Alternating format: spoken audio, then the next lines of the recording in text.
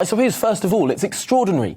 About a month ago, we would not in our wildest dreams have expected the Russians to be retreating from Kyiv. This has been an extraordinary failure on the part of the Kremlin. I suppose a marvellous success on the front of the Ukrainians, although still a long way to go. Why have the Russians been quite so inept at taking the capital? The Russians found themselves being suckered into fighting a battle on Ukrainian terms. I think it's generally accepted that, their plan A was do it all in 3 days. When that didn't work, they ended up providing lots of target practice for Ukrainian anti-tank people. What they've done since then, it's easy to say, yes, they've retreated or whatever. Mostly, they've actually managed to withdraw in good order. There hasn't been a rout. There hasn't been a major panic. And I think what we're seeing now is the Ukrainians perhaps tentatively reoccupying the territory that's been lost. Well, out of sight somewhere in southern Russia or Belarus, the Russian army tries to get its act together to perhaps go and reinforce where it's been more successful, which is quite a low baseline in this war at the moment.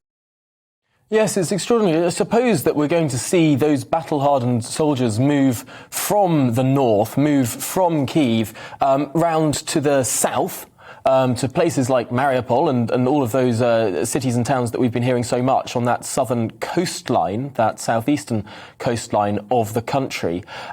Does this potentially actually, maybe not, is this not the unqualified good news that sometimes it's reported as? Of course, things are going to get a lot worse in those southeastern areas of the country, even though they may get better in the centre. That's a good point. Whether the Russian troops that have withdrawn from Ukraine are better described as battle-hardened or battle-shocked, we won't know.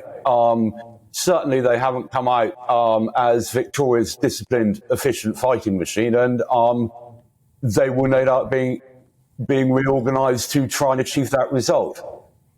With the news that the Ukrainians have been going over the border, hitting oil tanks and possibly railway installations, physically moving, a division of vehicles from the north round to the south of the Ukraine is going to be quite challenging logistic effort. I think we may well not have seen the worst of this because, of course, as the ground hardens and we get back into when both sides can start using armour the way they want to and massive firepower, we could well see a very intense battle going on in the Donetsk and the Donbass. But, of course, the Ukrainians have been trying to get that back since 2014. So I'm afraid it's going to be probably more of the same, unless either the Russians give up and go home, which I think is unlikely, or both sides get to a position which they're happy to negotiate peace from. And unfortunately, that doesn't look particularly likely either.